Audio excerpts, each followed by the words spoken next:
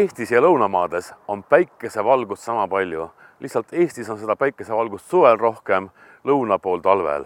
Oleks patt jätta see päikesevalgus kasutamata, kui selleks on võimalused.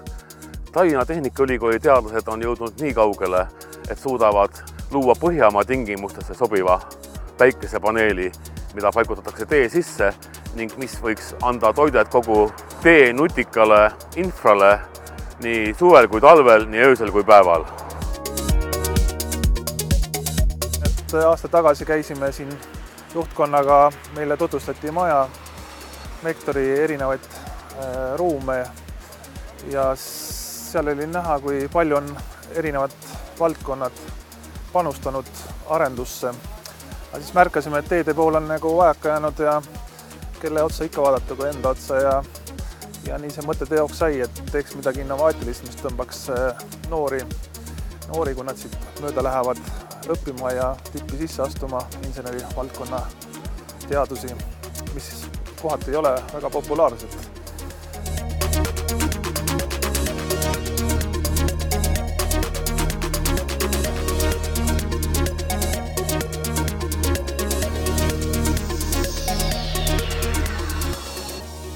Suuri väljakutseid ei lahendata enam üksi. See viiakse ellu mitme labori koostöös. Ja siin ongi see näide nüüd olemas. See on ka selle edu võti, et me suutsime selle valmistada ja kuni prototüübi valmimiseni, ideest kuni valmimiseni oli 6 kuud. Osales tegelikult 2 instituuti, ehitusinstituut ja materjali- ja keskkonnatehnoloogia instituut. Ja materjali- ja keskkonnatehnoloogia instituudist 2 uurimislaborit. Keemiliste kiletehnoloogiate labor, mille üks arendustöö osa on päikesepatarei materjalid ja teine oli polümeeritehnoloogia labor. Nii et nendega kokku pannes siis saigi asi teoks.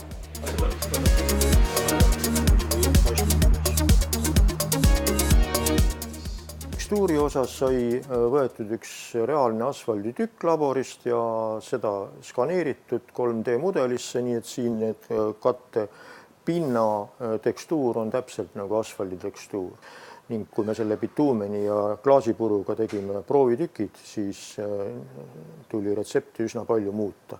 Aga kuna see tehnoloogia lõpuks selgus, et valgust piisavalt läbi ei lase, siis läksime teise variandi peale, mis on siis epovaigu ja karastatud klaasipuruga, mis oli päris edukas meie meelest. Süsteemis on ka 12-voldine aku, mis siis, kui päike paistab, toodab energia akusse ja suvalisel ajal, kui siis rakendus vajab, on see võtta sõltumata sellest, kas parasjagu päike paistab või mitte. Nüüd asfaldi puhul on veel üks takistus. Asfalt on soojaga pehme ja see materjal soojaga pehmeks ei lähe. Ja kui on asfalt soojaga pehme, siis asfaldi tugevusnäitajad on, ütleme jämedalt, 10 korda nõrgemad kui normaalse temperatuuri juures. Kõik see päikseenergia, mis paneel kätte saab, ei lähe elektriks, sellel paneelil on oma kasutegur, ülejäänu läheb soojuseks. Ja esialgu on meie hinnang see, et tõenäoliselt kuskil -7 kraadini suudab see paneeli jääksoojus sulatada ära ka pealt lume. Projekti kaasati ka mitmeid tudengeid ning tudengite peamisteks ülesanneteks olid siis 3D mudeli loomine kivide valmistamiseks, siis sobivate koostisosade leidmine, nende katsetamine ja ühtlasi ka siis montaaž. 3D mudel loodi 3D skanneeringu põhjal, mis tehti siis reaalselt olemasolevast asfaldi näidisest. Pinnajäljendi põhjal loodi mudel, millest tehti vorm ja vormi siis vallati päikseelemendid. Kõige sobivamaks koostisaineks osutus epoksiidvaik ja valamise tulemusena saime sellised kivid, mis pandi siis kokku suuremaks paneeliks. Tegime ka elektriühendused ja valmis toode on päris üllatavate omadustega.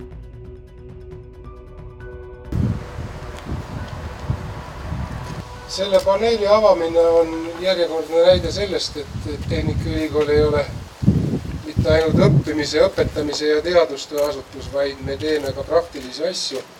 Veel kord aitäh kõikidele kohale tulnutele ja palju õnne tegijatele. Fakt on see, et kas sellest või millest muud põhjustena on teedeehitus palju ülepis sel aastal, nii et igal juhul on suur samm on tehtud. Aitäh kõigile, kes selle panustasid ja aitäh kõigile, kes on huvitanud sellest edasiarendamist, nagu ette jõudnud. Tänan väga.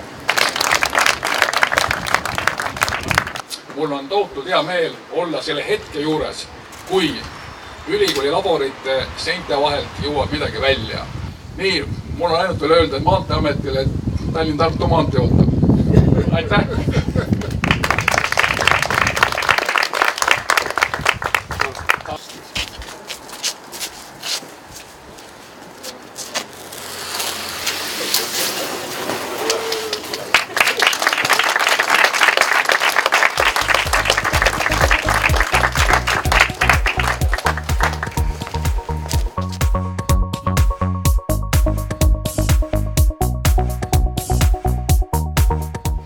Tänane avamine oli tegelikult selline hästi positiivne silm, tõesti, kui vaadata neid numbreid tegelikult, et milline võiks olla siis potentsiaal tegelikult nendel IKT lahendusel, tegelikult potentsiaal on suur.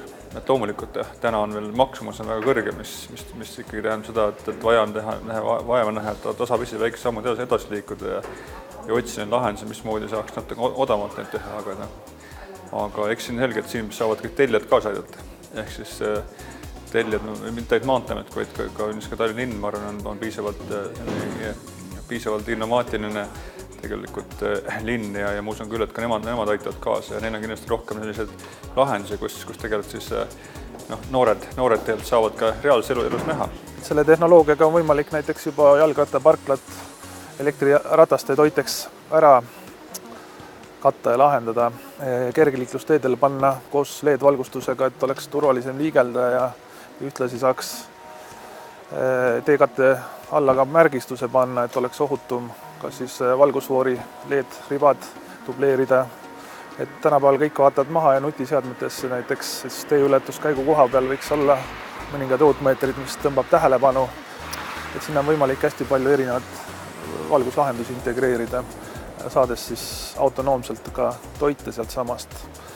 Ja ma arvan, et aastakümnete pärast jätkub seda ka elektriautodele, et juba laadida neid, et see päikesetehnoloogia kasutegur ja kulumiskiid, mis seal peal on, arenevad iga kümnendiga hüppeliselt edasi. Innovatsioon sünnib siis, kui teaduslaborites loodu jõuab praktilisse kasutusse. See üks väike ruutmeeter on esimene, aga mitte kõige tähtsusetum samm ühel pikal ja vägeval teekonnal, kui suur osa kergliiklusteedest on kaetud päikeseelektripaneelidega ja teeinfra saab oma toite just päikeselt. Tehnikaülikool kutsub kõiki praeguseid ja tulevasi sõpru, et läheme koos sellel vägeval teekonnal, meid ootab ees palju uut ja huvitavat ja teeme maa valgeks mitte ainult päeval, vaid ka öösel.